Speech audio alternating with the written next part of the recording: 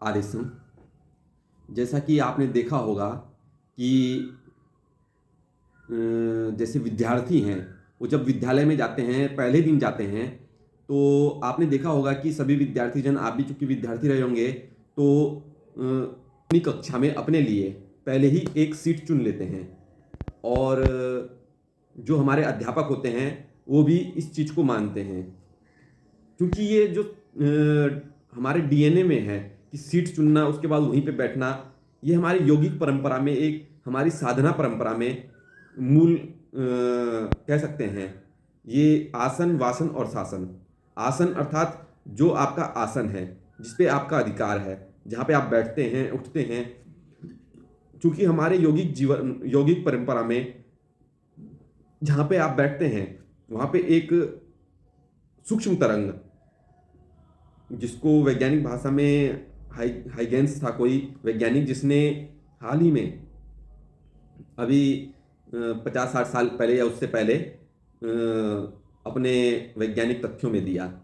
ये जबकि हमारे ऋषि मुनियों ने हजारों साल पहले ये चीज़ बता दी थी कि जहाँ पे हम बैठते हैं वहाँ पे दिव्य तरंगें अपने आप छूटती हैं। जहाँ पे हम आसन में बैठते हैं या जहाँ पे हम आसन लगाते हैं, ध्यान लगाते हैं, तो इसीलिए कहते हैं कि ध्यान के वक्त एक निश्चित आसन, अपना आसन होना चाहिए। जैसे सबरी माता जी के जो गुरु थे ऋषि मतंग, तो और भगवान राम को बताते वक्त जब वो वनवास में थे, तो माता सबरी से जब भगवान राम मिले, तो उनके दर्शन कराने के लिए जब माता सबरी ले गई कि हमारे पूज्य गुरु जो हैं, जिन्होंने हमें ये मार्ग दिखाया कि आप अवश्य आएंगे और मेरी मनोकामना अवश्य पूर्ण होगी, आपके चरणों के दर्शन अवश्य होंगे।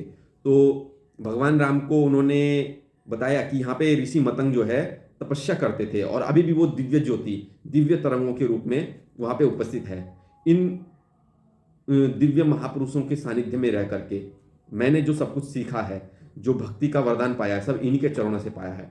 और यहाँ पे तो जैसे शेर और बकरी दोनों आकर, हिरन, बकरी इत्यादि जो कि एक दूसरे के दुश्मन होते हैं, वे भी आकर यहाँ पे मित्रवत व्यवहार करते हैं, यहीं पे साथ में जल पीते हैं, भोजन करते हैं। तो ऐसी दिव्य तरंगें होती हैं। तो वही जहाँ पे हम आसन लगाते हैं, वहाँ पे एक प्रकार से एक तरंग छूटती है।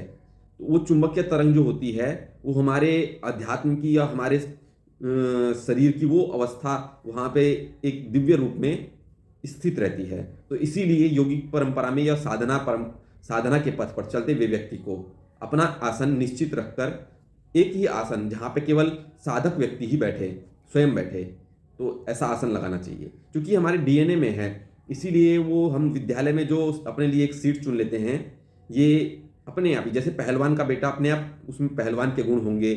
जैसे जो अगर कोई फौजी है, उसका लड़का अगर भले किसान है लेकिन उसके अंदर फौजी के गुण अवश्य होंगे।